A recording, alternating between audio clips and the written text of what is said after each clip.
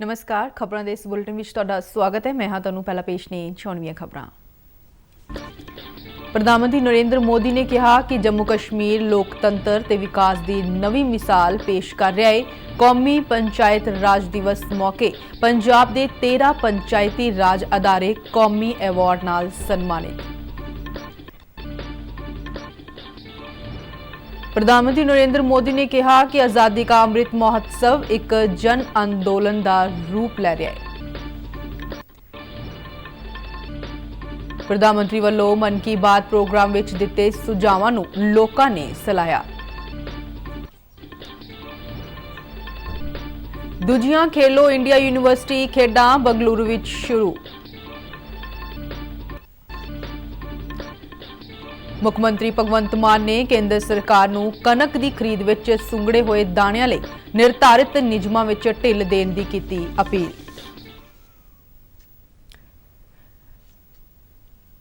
ਤੇ ਹੁਣ ਖਬਰਾਂ ਵਿਸਥਾਰ ਨਾਲ।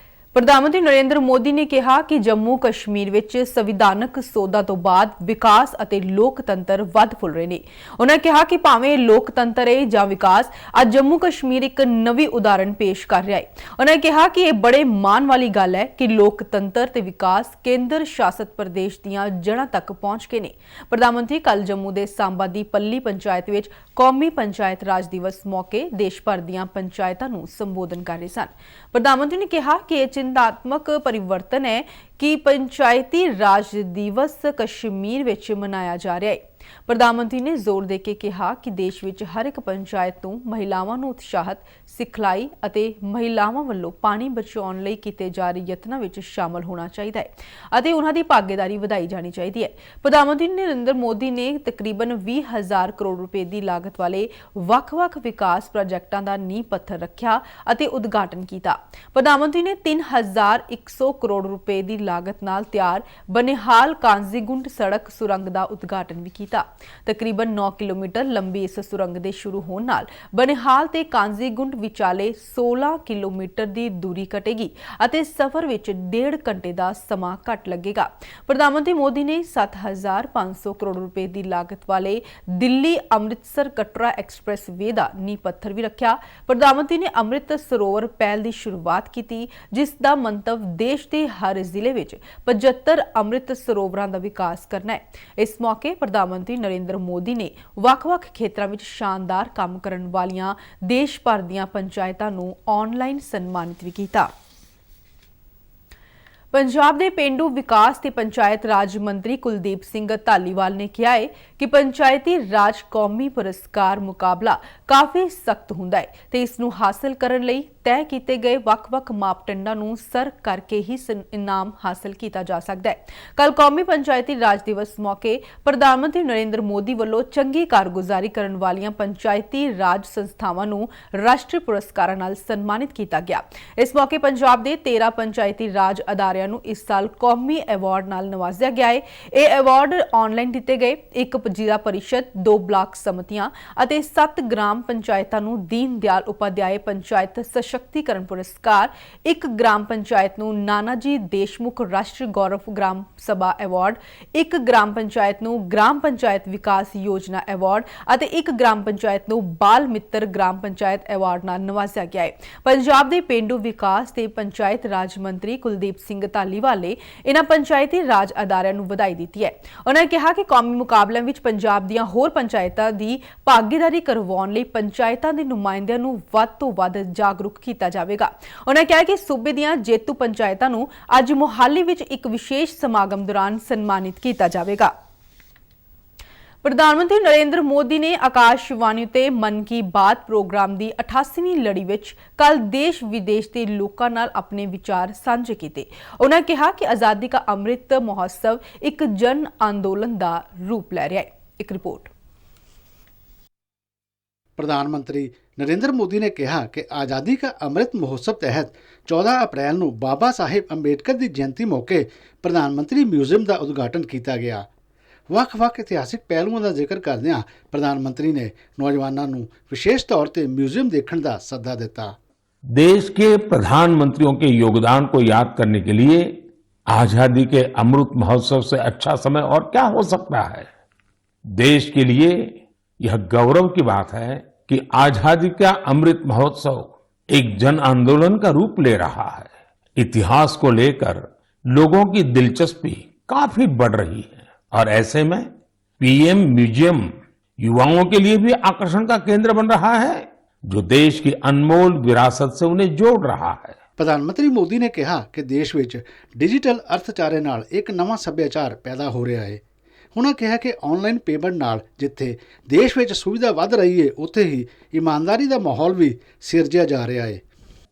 इस समय हमारे देश में करीब 20,000 करोड़ रुपए के ट्रांजैक्शन हर दिन हो रहे हैं। पिछले मार्च के महीने में तो यूपीआई ट्रांजैक्शन करीब 10 लाख करोड़ रुपए तक पहुंच गया। इससे देश में सुविधा भी बढ़ रही है और ईमानदारी का माहौल भी बन रहा है। अब तो देश में फिनटेक से जुड़े कई नए स्टार्टअप भी आगे बढ़ रहे हैं। मैं चाहूंगा कि अगर आपके पास भी डिजिटल पेमेंट और स्टार्टअप इकोसिस्टम की इस ताकत से जुड़े अनुभव है तो उन्हें साझा करिए। आपके अनुभव दूसरे कई और देशवासियों के लिए प्रेरणा बन सकते हैं। ਪ੍ਰਧਾਨ ਮੰਤਰੀ ਨੇ ਵੱਧਦੀ ਗਰਮੀ ਦਾ ਜ਼ਿਕਰ ਕਰਦਿਆਂ ਨਾਗਰਿਕਾਂ ਨੂੰ ਜਲ ਸੰਭਾਲ ਦਾ ਸੱਦਾ ਦਿੱਤਾ। देश के ज्यादातर हिस्सों में गर्मी बहुत तेजी से बढ़ रही है। बढ़ती हुई ये गर्मी पानी बचाने की हमारी जिम्मेदारी को भी उतना ही बढ़ा देती है। हो सकता है कि आप अभी जहां हो वहां पानी पर्याप्त मात्रा में उपलब्ध हो, लेकिन आपको उन करोड़ों लोगों को भी हमेशा याद रखना है जो जल संकट वाले क्षेत्रों में रहते हैं, जिनके लिए पानी की एक एक बूंद अमृत के समान होती है। ਪ੍ਰਧਾਨ ਮੰਤਰੀ ਮੋਦੀ ਨੇ ਅਗਲੇ ਮਹੀਨੇ ਆਉਣ ਵਾਲੇ ਤਿਉਹਾਰਾਂ ਦੀਆਂ ਸ਼ੁਭ ਕਾਮਨਾਵਾਂ ਦਿੰਦਿਆਂ ਨਾਗਰਿਕਾਂ ਨੂੰ ਕੋਰੋਨਾ ਮਹਾਮਾਰੀ ਪ੍ਰਤੀ ਵੀ ਚੌਕਸੀ ਵਰਤਦਿਆਂ ਇਹ ਤਿਉਹਾਰ ਮਨਾਉਣ ਦੀ ਅਪੀਲ ਕੀਤੀ। आने वाले दिनों में देश में ईद का त्योहार भी आने वाला है। 3 मई को अक्षय तृतीया और भगवान परशुराम की जयंती भी मनाई जाएगी। कुछ दिन बाद ही वैशाख बुद्ध पूर्णिमा का पर्व भी आएगा। ये सभी त्योहार संयम, पवित्रता, दान और सौहार्द के पर्व हैं। आप सभी को इन पर्वों की अग्रिम शुभकामनाएं।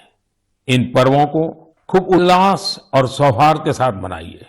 इन सब के बीच आपको कोरोना से भी सतर्क रहना है। मास्क लगाना, नियमित अंतराल पर हाथ धुलते रहना, बचाव के लिए जो भी जरूरी उपाय है आप उनका पालन करते रहें। ਪ੍ਰਧਾਨ ਮੰਤਰੀ ਨਰਿੰਦਰ ਮੋਦੀ ਨੇ ਪ੍ਰੀਖਿਆ ਪੇ ਚਰਚਾ ਪ੍ਰੋਗਰਾਮ ਦੌਰਾਨ ਵਿਦਿਆਰਥੀਆਂ ਵੱਲੋਂ ਗਣਿਤ ਦੇ ਵਿਸ਼ੇ ਸੰਬੰਧੀ ਝਿਜਕ ਅਤੇ ਡਰ ਦੀ ਸਮੱਸਿਆ ਬਾਰੇ ਵੀ ਗੱਲਬਾਤ ਕੀਤੀ। ਉਹਨਾਂ ਕਿਹਾ ਕਿ ਗਣਿਤ ਦੇ ਵਿਸ਼ੇ ਵਿੱਚ ਪੂਰੀ ਦੁਨੀਆ ਲਈ ਸਭ ਤੋਂ ਜ਼ਿਆਦਾ ਖੋਜ ਅਤੇ ਯੋਗਦਾਨ ਭਾਰਤੀਆਂ ਨੇ ਹੀ ਦਿੱਤਾ ਹੈ। ਬਿਊਰੋ ਰਿਪੋਰਟ, ਦੂਰਦਰਸ਼ਨ ਸਮਾਚਾਰ। ਦੇਸ਼ ਦੇ ਬਾਕੀ ਹਿੱਸਿਆਂ ਵਾਂਗ ਹਿਮਾਚਲ ਪ੍ਰਦੇਸ਼ ਦੇ ਲੋਕਾਂ ਨੇ ਵੀ ਪ੍ਰਧਾਨ ਮੰਤਰੀ ਨਰਿੰਦਰ ਮੋਦੀ ਦਾ ਮਨ ਕੀ ਬਾਤ ਪ੍ਰੋਗਰਾਮ ਬੜੀ ਦਿਲਚਸਪੀ ਅਤੇ ਗੌਰ ਨਾਲ ਸੁਣਿਆ। ਹਿਮਾਚਲ ਪ੍ਰਦੇਸ਼ ਦੇ ਊਨਾ ਜ਼ਿਲ੍ਹੇ ਦੇ ਗਗਰੇਟ ਬਲਾਕ ਦੇ ਪਿੰਡ ਕਲੋ ਵਿੱਚ ਗ੍ਰਾਮ ਪੰਚਾਇਤ ਵੱਲੋਂ ਇਸ ਪ੍ਰੋਗਰਾਮ ਨੂੰ ਸੁਣਨ ਲਈ ਉਚੇਚੇ ਪ੍ਰਬੰਧ ਕੀਤੇ ਗਏ ਸਨ। ਮਨ ਕੀ ਬਾਤ ਪ੍ਰੋਗਰਾਮ ਬਾਰੇ ਆਪਣੀ ਪ੍ਰਤੀਕਿਰਿਆ ਦਿੰਦਿਆਂ ਗਗਰੇਟ ਤੋਂ ਵਿਧਾਨਕਾਰ ਰਾਜੇਸ਼ ਠਾਕੁਰ ਅਤੇ ਕਲੋ ਦੀਆਂ ਦੇਵ ਭੂਮੀ ਮਹਿਲਾ ਸੰਗਠਨ ਦੀਆਂ ਮੈਂਬਰਾਂ ਨੇ ਕਿਹਾ ਕਿ ਪ੍ਰਧਾਨ ਮੰਤਰੀ ਦਾ ਇਹ ਪ੍ਰੋਗਰਾਮ ਪ੍ਰੇਰਨਾਦਾਇਕ ਅਤੇ ਦੇਸ਼ ਵਾਸੀਆਂ ਵਿੱਚ ਨਵੀਂ ਊਰਜਾ ਭਰਨ ਵਾਲਾ ਹੁੰਦਾ ਹੈ। ਦੂਰਦਰਸ਼ਨ ਸੰਵਾਦਦਾਤਾ ਊਸ਼ਾ ਪਵਾਰ ਨਾਲ ਗੱਲਬਾਤ ਦੌਰਾਨ ਉਹਨਾਂ ਖਾਸ ਤੌਰ ਤੇ ਜਲ ਸੰਭਾਲ, ਪ੍ਰਧਾਨ ਮੰਤਰੀ ਮਿਊਜ਼ੀਅਮ, डिजिटल ਲੈਣ ਦੇਣ ਅਤੇ क्विज ਬਾਰੇ ਪ੍ਰਧਾਨ ਮੰਤਰੀ ਦੇ ਵਿਚਾਰਾਂ ਦਾ ਉਚੇਚੇ ਤੌਰ ਤੇ ਜ਼ਿਕਰ ਕੀਤਾ।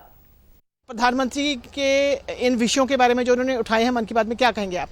प्रधानमंत्री जी ने जहां कहा कि पानी की बूंद बूंद बचनी चाहिए और ऐसे दुर्गम क्षेत्रों में जहां पानी की इतनी कमी है, हम सबको पानी को इकट्ठा करके बचाना चाहिए। उसके लिए सरोवर बनाने की भी बात की कि सरोवर खुद लोगों ने उन्होंने फोटो में दिखाया और कि सरोवर खुद लोग गांव के लोग बना रहे हैं और बड़े बड़े सरोवर बना रहे हैं, जिससे पानी का संवर्धन होगा और हमारे पानी का स्तर ऊंचा रहेगा। वहाँ उन्होंने सफाई का भी एक कहा कि तालाब में हम जब तालाब हमारे नज़दीक गांव के होते हैं तो लोग जो कूड़ा करकट गांव का सब तालाब में फेंकते हैं और तालाब गंदा हो जाता है। तो एक तालाब कैसा उसको सुंदर बनाया गया और उसको सरोवर की तरह बनाया गया, चारों ओर उसके टाइलें लगाई गई और वो तालाब एक अच्छा लग रहा था, उसमें किश्तियाँ डाली गई थी। ये मोदी जी ने आज दोनों स्वच्छता के ऊपर कहा और पानी के ऊपर कहा और मोदी जी का संदेश पूरे देश को जाना चाहिए कि मोदी जी जो बात कहते हैं वो देश के हित में होती है और जनता के हित में होती है। प्रधानमंत्री नरेंद्र मोदी ने अपने जो आज के मन की बात कार्यक्रम में डिजिटल ट्रांजैक्शन को लेकर बहुत ज़्यादा बातचीत करी है। तो ये संगठन के जो ये स्वयं सहायता ग्रुप जो आपका है, वो जो ये प्रोडक्ट्स बनाते हैं, आपको भी डिजिटल लेन देन होता है? गाँव स्तर तक भी ये चीज़ पहुँच चुकी है? जी बिल्कुल मैम।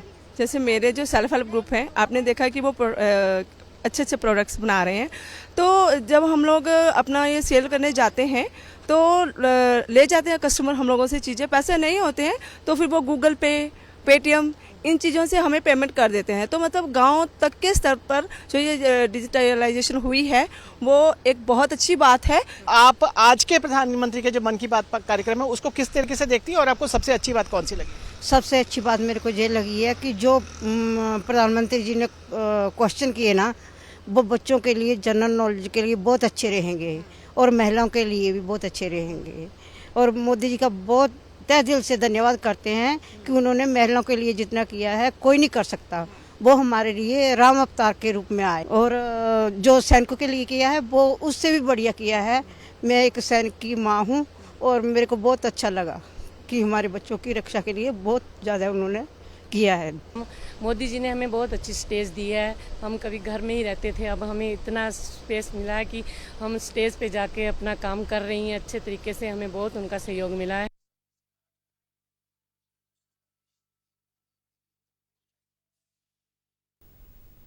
ਦੂਜੀਆਂ ਖੇਲੋ ਇੰਡੀਆ ਯੂਨੀਵਰਸਿਟੀ ਖੇਡਾਂ ਦਾ ਉਦਘਾਟਨ ਉਪ ਰਾਸ਼ਟਰਪਤੀ ਐਮ ਵੈਂਕਈਆ ਨਾਇਡੂ ਨੇ ਬੰਗਲੁਰੂ ਵਿਖੇ ਕੀਤਾ।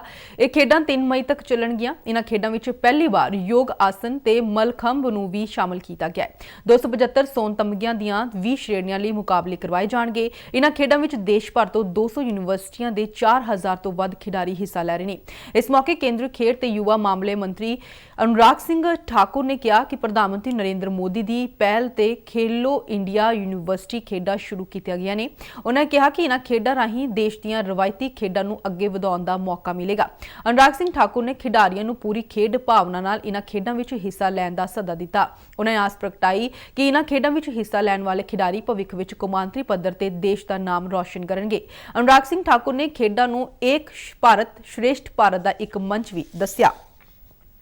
पंजाब के मुख्यमंत्री भगवंत मान ने केंद्र सरकार नूं अपील करदिआं कहा है कि पंजाब विच कीमत घटाए बिना कणक की खरीद विच सुंगड़े हुए दाणिਆਂ ਲਈ निर्धारित नियमां विच ढिल दित्ती जावे, जिस नाल किसानां दी आमदन नूं सुरੱਖਿਅਤ रखिया जा सके, जो पहलां ही कणक की घट पैदावार अते वड्डे खेती कर्जे की मार झल रहे ने। उन्हें आस प्रगट की है कि केंद्र सरकार जल्द ही इस उत्ते कार्रवाई करेगी। जिक्रयोग है कि अत की गर्मी कारण कणक का दाना सुंगड़ गया सी अते पूरी तरह विकसित नहीं हो सकिया। इसलिए सूबा सरकार ने खरीद संबंधी नियमां विच ढिल देण दी मांग की सी। अमृतसर कस्टम्स कमिश्नरेट ने अटारी विखे इंटीग्रेटेड चैक पोस्ट ते 102 किलो नशीलियां वस्तां फड़ियां ने।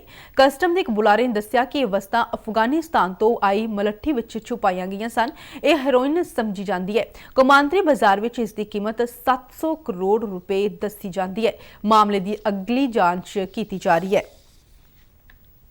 पंजाब पुलिस की anti gangster task force AGTF ने कल मोस्ट वांटेड अतवादी अतर बब्बर खालसा इंटरनेशनल मॉड्यूल के सरगर्म मैंबर चरणजीत सिंह उर्फ पटियालवी नूं गिरफ्तार किया है, जो पिछले 12 सालों तो वख-वख पहचान अते लुकण गाहां नाल गिरफ्तारी तो बच रहा सी। चंडीगढ़ विच यह जानकारी दिंदियां AGTF के DIG गुरप्रीत सिंह भुल्लर ने दस्सिया कि अगलेरी जांच की प्रक्रिया जारी है ते इस नाल होर गिरफ्तारियां ते अहम खुलासे होण दी है। होम्योपैथी दे बानी डॉक्टर सैमुअल हैनीमन दी 267वीं जन्म वर्षगंढ पूरी शरदा नाल मनाई गई। इस मौके दुआबा होम्योपैथिक स्टडी सर्कल वालों जलंधर विच एक समागम का आयोजन किया गया। इस समागम विच डॉक्टर हनीमन नूं निੱਘੀਆਂ श्रद्धांजलियां भेंट कीतियां गईयां। पंजाब होम्योपैथिक महकमे के संयुक्त सकत्तर डॉक्टर बलिहार सिंह रंगी मुख मेहमान वजों शामिल हुए। इस मौके उन्हें पंजाब सरकार वालों होम्योपैथी के प्रचार बारे वख-वख योजनावां ते चानना पाया। डॉक्टर रबिंदर कोछड़ ने होम्योपैथिक की महत्ता बारे दस्सिया। स्टडी सर्कल के कन्वीनर डॉक्टर चरणजीत लाल ने कहा कि जेकर होम्योपैथिक दवाई की चोन सही होवे तां पुरानियां अते पेचीदा बीमारियां नूं छेती अते पक्के तौर पर ठीक किया जा सकता है। इस तो इलावा डॉक्टर ਡਾਕਟਰ ਸ਼ਕਤੀ ਮਹਿੰਦਰੂ ਅਤੇ ਡਾਕਟਰ ਸੁਭਾਸ਼ ਨਿਸਤੰਦਰਾ ਸਮੇਤ ਕਈ ਹੋਰ ਸ਼ਖਸੀਅਤਾਂ ਨੇ ਵੀ ਆਪਣੇ ਵਿਚਾਰ ਰੱਖੇ। ਇਸ ਦੇ ਨਾਲ ਹੀ ਖਬਰਾਂ ਦਾ ਬੁਲੇਟਿਨ ਖਤਮ ਹੁੰਦਾ ਹੈ। ਮੈਂ ਮਾਸਕ ਲਗਾ ਕੇ ਸਟੂਡੀਓ ਤੋਂ ਬਾਹਰ ਜਾ ਰਹੀ ਹਾਂ। ਬਾਹਰ ਜਾਣ ਵੇਲੇ ਤੁਸੀਂ ਵੀ ਮਾਸਕ ਜ਼ਰੂਰ ਲਗਾਓ। ਆਗਿਆ ਦਿਓ। ਨਮਸਕਾਰ।